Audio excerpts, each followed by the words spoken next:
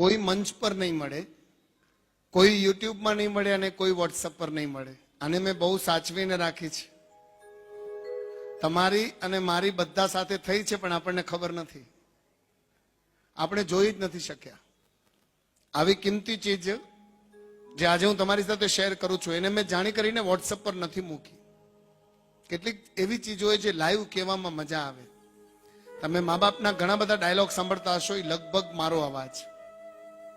અને દેવગુરુની કૃપા, મારો એક નિયમ છે, હું મારું નામ નથી મૂકતો, કેમ કે મને મારી જાહેરાત નથી કરવી, પણ મારા એક ડાયલોગથી કોઈકના ઘર સચવાઈ જાય એનું પુણ્ય મને ડાયરેક્ટ મળી જશે. તમને અને મને મમ્મી પપ્પા ક્ષણે ક્ષણે પ્રેમ કરે. અત્યારે સાધ્વીજી ભગવંતના પણ જો માવિત્ર હોય તો એ પણ ક્ષણે ક્ષણે પ્રેમ કરે કે વિહારમાં ક્યાં હશે, શાતા હશે કે નહીં હોય, પૂછા કરે છે. અત્યારે અહીંયા જેટલા મમ્મી બેઠા છે એમના 5-10 વર્ષના બાળક બહાર રમતા હશે તો દર 5 મિનિટે બહાર જોઈ લેશે ક્યાં છે, દેખાય છે. આ ક્ષણે ક્ષણે પ્રેમ.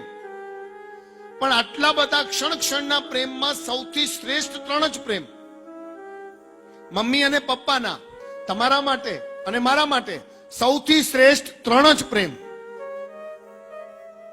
એમાંથી 2 પ્રેમ તો તમે કે હું કોઈ દિવસ જોઈ જ નહીં શકીએ. કયો પ્રેમ? સાંભળજો.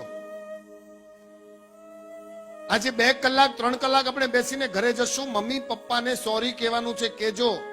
અને છબી લાગી ગઈ હોય મમ્મી પપ્પાની ઘરમાં તો કાન પકડી રડી લેજો કે લાઈફની કેટલી અનમોલ પળ તમે આપી, પણ અમે તો કમાવા પાછળ એવા ગાંડા પડ્યા કે તમને 4 મિનિટ નથી આપીને ક્યારે મહાબળેશ્વર લઈ નથી ગયા અને માથેરાને નથી લઈ ગયા. એ ફરી શકતા હતા. આપણને જન્મ ના આપ્યો હોત ને તો એ ફરી શકતા હતા.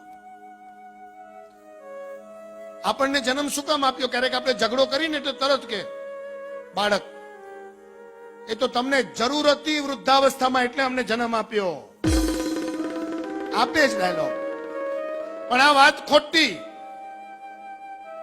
આજે પણ કેટલાક પતિ પત્ની પરણી જાય, 5 વર્ષે બાળક ન થાય તો એ લોકો ક્યાંક ને ક્યાંક રાંદલ તેડાવે, ક્યાંક ને ક્યાંક માનતા માને, ક્યાંક ને ક્યાંક જઈને અંધશ્રદ્ધામાં ખોવાય કે મારો ખોડો ભરાય, મારી શેર માટીની ખોટ પૂરી થાય.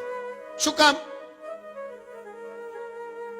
એક સ્ત્રી પૂર્ણ સ્ત્રી ત્યારે બને જ્યારે એ માં બને છે, અને એક પુરુષ પૂર્ણ પુરુષ ત્યારે બને જ્યારે એ પિતા બને છે. પદ્મશ્રી એવોર્ડ જેટલું જ મહત્વ છે મા બાપ નામનો એવોર્ડ આપણને મળે એનો. અને આપણે એમની ભવિષ્યની લાકડી બની એટલા માટે જન્મ નથી આપતા, મા બાપ બનવા જન્મ આપે છે. બાકી કોઈ પણ પતિ પત્ની મા બાપ ન બને તો એ જલસા કરે. કેવી રીતે ખબર છે? જો આપણો જન્મ ન થયો હોત ને તો 25 વર્ષ સુધી સરેરાશ 1 લાખ રૂપિયા બચે. અત્યારે પરેશ, ભાવેશ અને હિરેન ન હોત ને તો લલિતભાઈ અને રસીલાબેન આગળ કાંઈ ન હોત ને તો પણ 3 કરોડની પ્રોપર્ટી હોત. 25 વર્ષના 1 લાખ રૂપિયા એટલે 25 લાખ. પછી એની ડિગ્રી મળી એટલે નોકરી માટે ક્યાંક 5-10 હજાર ખવડાવવા પડે, અથવા તો ધંધે લગાડવા માટે 50,000 રોકવા પડે, એટલે 25 લાખ ને 50,000. પરણાવવું છે દીકરાઓને તો ઓછામાં ઓછો 10-15 લાખનો ખર્ચો, એટલે 25 વત્તા 15 લાખ કેટલા થયા? 40 લાખ થયા. પરણાવવું છે તો ઘર તો જોઈએ ને બાપ. 1 રૂમ રસોડો તો લઉં, કોના પૈસાથી? આપણા પૈસાથી લેશે? આપણે તો હજી માંડ કમાતા થયા. 40 લાખ રૂપિયાનું ઘર બાપ પોતાની કરકસરમાંથી લે એટલે કેટલા થયા? 80 લાખ. હવે તમને જન્મ ના આપે, મને જન્મ ના આપે ને 80 લાખ રૂપિયા બચાવે, લગભગ 40 વર્ષ સુધીમાં 80 લાખ 1 કરોડ ને 25 લાખ રૂપિયા થઈ જાય બચત. હવે 1 કરોડ 25 લાખમાં એમને કેટલો જલસો. વહુનું સાંભળવું ન પડે, ગરમા ગરમ ભજીયા જોઈએ તો વાઈફ બનાવે, પોતે ખાઈ લે, દુબઈના વિઝા મળે ફરી આવે, પાલિતાણા જવાનું થાય, ગિરનાર, કોઈને પૂછવાનું નહીં, કોઈના ગુલામ નહીં. અને પપ્પાની સામે દીકરો ડાયલોગ તો ન મારે ને, પપ્પા પ્લીઝ ચૂપ રહો. મમ્મીને ડાયલોગ તો ન મળે ને, મમ્મી પ્લીઝ કિચનમાં અવર જવર નહીં કરો.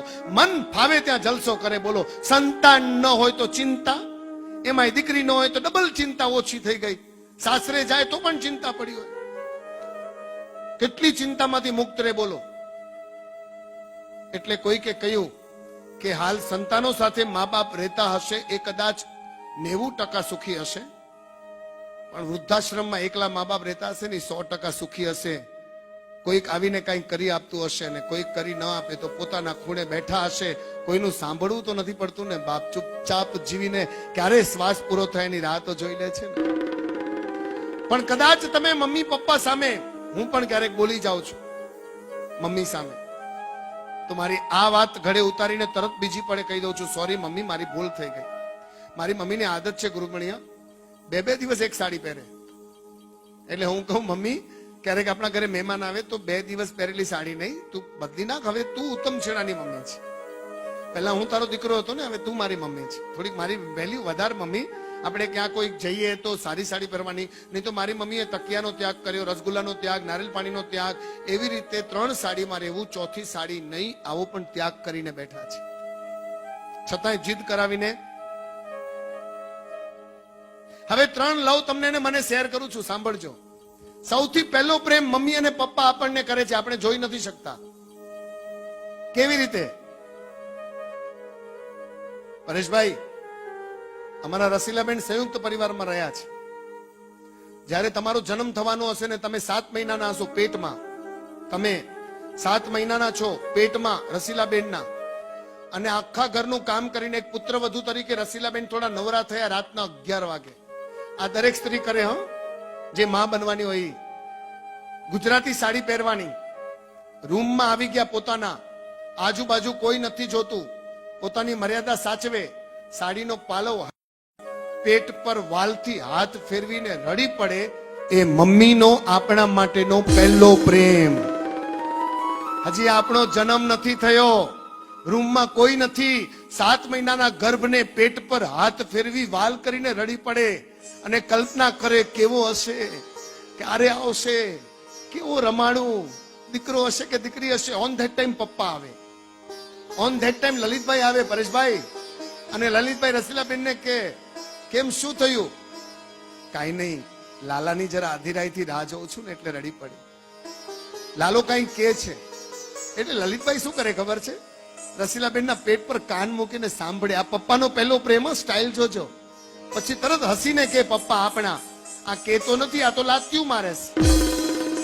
હસી પડે પપ્પા. પછી મજાકમાં કે, બોલ તને શું જોઈએ? મમ્મી કે દીકરો જોઈએ, પપ્પા કે ના મને દીકરી જોઈએ. જીદ કરે. છેવટે મમ્મી ધ્રુસકે ધ્રુસકે રડી પડે, તમે તો મારું માનતા જ નથી. ત્યારે પપ્પા હસીને રડીને એટલું કે, હસે રડે પણ રડવાનું દેખાડે નહીં. ગાંડી, તને ઈચ્છા છે દીકરો જોઈએ છે ને, ચાલ દીકરો જ આવશે. This is the first love of પપ્પા. પપ્પાને ખબર નથી કે આજ મારો વાલો કહેવાનો છે કે જાઓ તમે દુકાને નહીં આવો, ઘરે જાઓ. પપ્પાને ખબર નથી કે આપણે આવા ડાયલોગ મારવાના છે. આપણે 7 મહિનાના છીએ પેટમાં, અને આપણા સપના જોઈને રોજ આપણને પ્રેમ કરે. માંથી આ એક દિવસ એવો પ્રેમ જે મમ્મી પપ્પા તમને ને મને કરે છે. હવે બીજો પ્રેમ. હોસ્પિટલમાં મમ્મી એડમિટ થઈ, નોર્મલ ડિલિવરીમાં જન્મ આપવાની તૈયારી, પપ્પા બહાર આટા ફેરા કરે છે. ઓચિંતી મમ્મી જોરદાર ચીસ પાડે છે, અને તરત જ આપણો જન્મ થાય છે.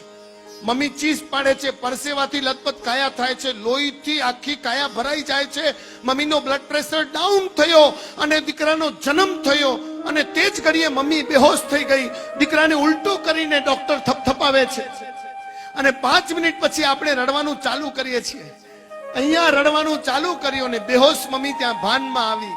આપણો અવાજ સાંભળીને બાપ બાપ ગાંડી થઈ ગઈ. પોતાની લોહી ભૂલી ગઈ, પોતાની પીડા ભૂલી ગઈ, પોતાનો બ્લડ પ્રેશર ભૂલી ગઈ, પોતાનો પરસેવો ભૂલી ગઈ. ડોક્ટર સામે હાથ લાંબો કરે છે, મને આપો, મારા લાલાને મને આપો. ડોક્ટર એમને આપે છે અને પોતાના લાલાને છાતી સરસું ચાપી અને પહેલું અમૃતપાન કરાવે છે. આ મમ્મીનો બીજો પ્રેમ. તમને અને મને એને પોતાની પીડા ભૂલીને છાતીએ લગાડ્યું છે. બોલો, જન્મની સાથે. હજી તો મેલા છીએ, આપણું શરીર નથી ધોવાયું બાપ. અને એ ઘડીએ ડોક્ટર બહાર જાય, પપ્પાને કે ભાઈ ધીમા પડો, ધીમા પડો, સારા સમાચાર છે. પપ્પા કે શું થયું? તમારે દીકરો આવ્યો છે. આમ દોડતો દોડતો પપ્પા અંદર જાય. અંદર જઈને હાથ લાંબો કરે, મમ્મી પપ્પાને આપે. આપણને છે ને મમ્મી પપ્પાને આપે. પપ્પા હાથમાં લેતા હોય ત્યારે મમ્મી કે આમ નહીં, આમ પકડો. પપ્પા કે એ તું રેવા દે, મને આવડે છે, મને આવડે છે. આમ હાથમાં લે અને જોતા જોતા જોતા જોતા રડી પડે. અને પપ્પા એક ડાયલોગ મારે, શું ખબર છે?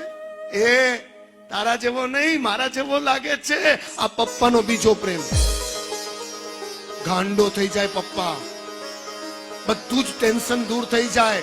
સપના જોવાનું ચાલુ કરી દે, હું આને આમ ભણાવીશ, હું એને અહીંયા લઈ જઈશ. એને શું ખબર છે 10 વર્ષમાં ચૂપ કરવાનો છે? એને શું ખબર છે કે આ મને બોલતું બંધ કરવાનો છે? પણ ખુશ છે ને? સર, આ બે પ્રેમ કોઈ પણ બાળક જોઈ નથી શકતું, પણ તમારા ને મારા હાથમાં છે ત્રીજો પ્રેમ જોવાનો, જે આ બધા સંતાનોએ જોયો છે. 26 જાન્યુઆરી સાંજના 5:08 પપ્પાએ દેહ છોડ્યો, બધા હાજર હતા. ત્રીજો પ્રેમ કયો ખબર છે? દીકરો મમ્મી પપ્પાને પૂછે છે, તમને શું જોઈએ? મમ્મી પપ્પા કોઈ આપું. એટલે મમ્મી પપ્પા કે એક જ ચીજ જોઈએ છે, આપીશ? તો કે શું? તો કે તારા જન્મ વખતે તારી આંખો ખુલ્લી તો અમે બે હાજર હતા, હવે અમારા મૃત્યુ વખતે અમારી આંખો બંધ થાય ત્યારે સામે ઊભો રહી જશે, તારું ઋણ ચૂકવાઈ જશે. પહેલા બે પ્રેમ તો આપણે માણી શકતા નથી, પણ ત્રીજો પ્રેમ તમારા કે મારા હાથમાંથી જાય નહીં, એની નોંધ લેજો. મમ્મી પપ્પા થોડાક બીમાર પડે, તમને લાગે છેલ્લો સમય આવ્યો, કમાવાનું બંધ કરજો, બીજે ક્યાં જવાનું બંધ કરજો, એમની સેવામાં ઊભા રહેજો. કારણ જૂના જમાનામાં એક કહેવત હતી ને કે રાક્ષસનો જીવ પોપટમાં, રાવણનો જીવ નાભીમાં, એમ મા બાપનો જીવ પોતાના બાળકમાં હોય. શ્વાસ જાય નહીં જ્યાં સુધી બાળક સામે ન આવે. એટલે મમ્મી પપ્પા મોટી ઉંમરના થાય ત્યારે એમને બહુ ટાઈમ આપજો બાપ.